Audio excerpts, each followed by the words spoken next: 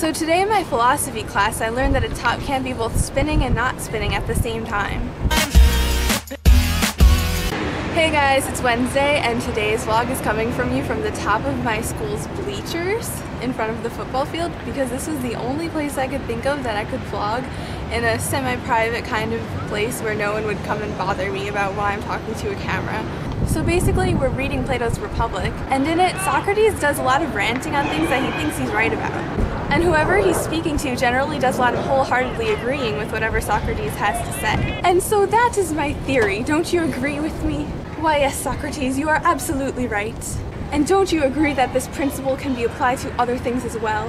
Why yes, Socrates, I couldn't have said it better myself. And don't you also agree that, yes, Socrates, you're always right. And also, I love you. Yes, well, I want to have your babies. And one of Socrates' theories, the principle of non-contradiction, states that something cannot have a quality and the exact opposite of that quality in the same part of itself in relationship to the same vantage point at the same time. And my teacher was doing a great job of making this whole thing a lot more complicated than it needed to be. Using this example of a spinning top that's spinning around its axis, and even though the top is spinning, the axis is staying in the same place, but those are different parts of the top than the one that's spinning than the one that's staying. And so the principle still holds true, and he was confusing everyone in the class. And I raised my hand and I'm like, so Socrates has this great, amazing, groundbreaking theory that one particular part of something can't be doing two completely opposite things, like moving and not moving, at the same time when you're looking at it from the same point of view and closed off from any other point of view? Thank you, Captain Obvious. I didn't say the Captain Obvious part. So the reason I told you this story is because A, I think it's kind of funny. But if you don't think it's funny, you're probably looking at me right now like I'm crazy. And B, because Socrates uses it to segue into a discussion about how the soul has different parts and they all have to work together to be in harmony.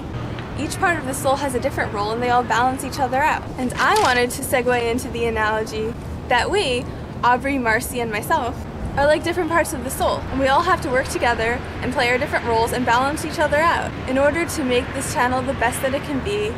Yay, cheesiness! And I just wanted you guys to know that we're working behind the scenes and discussing things that we can do to make this channel better. And I'm not sure, but I think I speak for everyone when I say that we'd like a little bit more organization on this channel, which is why I actually scripted this video for the first time. See? So if this is the strangest video you ever see me put out, you'll know why. Did any of that make sense? I'm sorry if it didn't. So this is going to be a really long video, but I also wanted to talk about the Quran burning thing that Marcy brought up. Honestly, it's a really interesting topic, and I used to be really interested in political things like this, and I feel like a couple years ago I would have had a really liberal, opinionated point about it, like, you can't burn books, because I strongly disagree with the principle of burning books for several reasons, one of them being if you've ever read Fahrenheit 451 or any dystopian fiction. But at this point, I'm really fascinated by the legality of things and what parts of things the law leaves legal and what parts of things the law says we can't do. And to what extent the law leaves things legal that the majority of people in America would not necessarily think are morally right. Because we essentially have the right to think things are moral and not moral.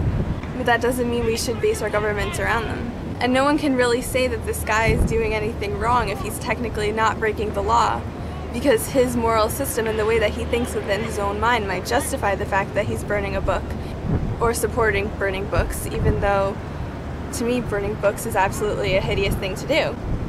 And as for the whole whether he's crazy thing, probably, but aren't we all a little bit crazy? And Marcy, you wanted to know how school is going. My school's going pretty good. We have some nice bleachers, as you can probably see. As for football, I totally understand where you're coming from. I tried to go to a football game, and I had absolutely no idea what was going on.